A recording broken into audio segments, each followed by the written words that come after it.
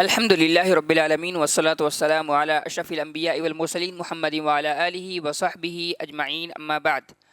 عن جابر بن عبد اللہ رضی اللہ عنہ قال نہى رسول اللہ صلی اللہ علیہ وسلم عن بيع الصبرة من التمر لا يعلم مكيلها بالكيل المسمى من التمر رواہ مسلم.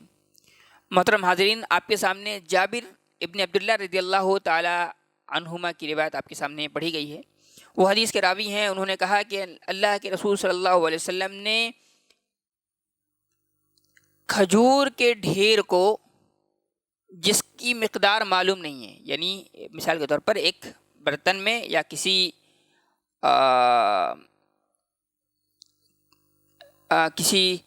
بوریے میں کھجور کا ڈھیر رکھا ہوا ہے، ڈھیر سارا کھجور رکھا ہوا ہے. کہہ رہے ہیں لا یعلم مقدار مکیلوہا، اس کا مقدار معلوم نہیں ہے کہ کتنا ہے، وہ کوانٹٹی معلوم نہیں ہے.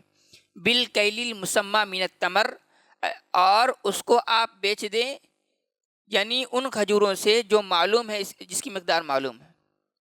تو یہ حدیث بھی سابقہ جو حدیث تھی اس کے مفہوم کی تائید کرتی ہے.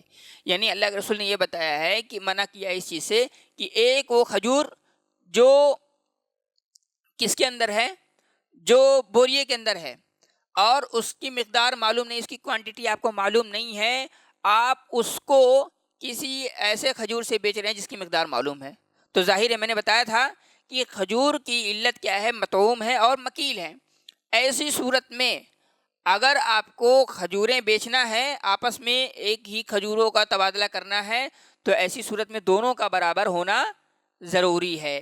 اگر برابر نہیں ہوگا یا ان میں سے کسی کا ایک کا مقدار معلوم نہیں ہے، دوسرے کی مقدار معلوم ہے، تو ایسی صورت میں ربا الفضل داخل ہو گیا. تو یہاں پہ ایک قاعدہ جاری ہوگا کہ الفضل الجہل بالتساوی کالعلم بالتفاضل، یعنی جب ظاہر ہے، جب یہ معلوم نہیں ہے کہ دونوں چیزیں برابر ہیں، یعنی ایک کھجور وہ ہے جس کی مقدار معلوم نہیں ہے، دوسرے کھجور کی مقدار معلوم ہے جس سے خریدا جا رہا ہے، تو ایسی صورت میں یہاں پر قاعدہ کیا لاگو ہوگا، الجہل بالتساوی، یعنی یہ معلوم نہیں ہے کہ دونوں برابر ہیں، تو اس کا مطلب یہ ہے کہ ان میں سے کوئی ایک ضرور زیادہ ہوگا، ان میں سے کوئی ایک ضرور زیادہ ہوگا. تو ظاہر ہے جو ذاتی ہے، جو اضافی ہے، یہی ربا ہے. اسی لیے اللہ کے رسول صلی اللہ علیہ وسلم نے منع کیا ہے کہ ظاہر دونوں کو پہلے ناپ لیا جائے، دونوں کو معلوم کر دیا جائے، اس کے بعد دونوں کو ایک دوسرے سے بیچا جا سکتا ہے.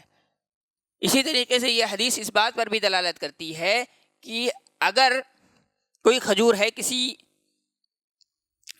بوریے کے اندر، کٹے کے اندر ہے، اور ہمیں معلوم ہے کہ یہ اس کی وزن کتنی ہے، اس کی مقدار معلوم ہے، تو ظاہر ہے اگر ہم دوسرے کھجور جس کی ہمیں مقدار معلوم ہے، اگر ہم دونوں کو بیچ رہے ہیں تو یہ جائز ہے. کیوں؟ اس لیے کہ وہ اب مجہول نہیں رہا، اس کی مقدار معلوم ہے، تو اس میں کوئی حرج کی بات نہیں ہے. تو یہ اس حدیث سے مستفاد چند باتیں تھیں جس کو میں نے بڑے ہی اختصار کے ساتھ آپ کے سامنے رکھا ہے. اللہ تعالیٰ سے دعا رب العالمین ہماری اور آپ کی اصلاح فرمائے. آمین. وآخر دعوانا ان الحمد للہ رب العالمین.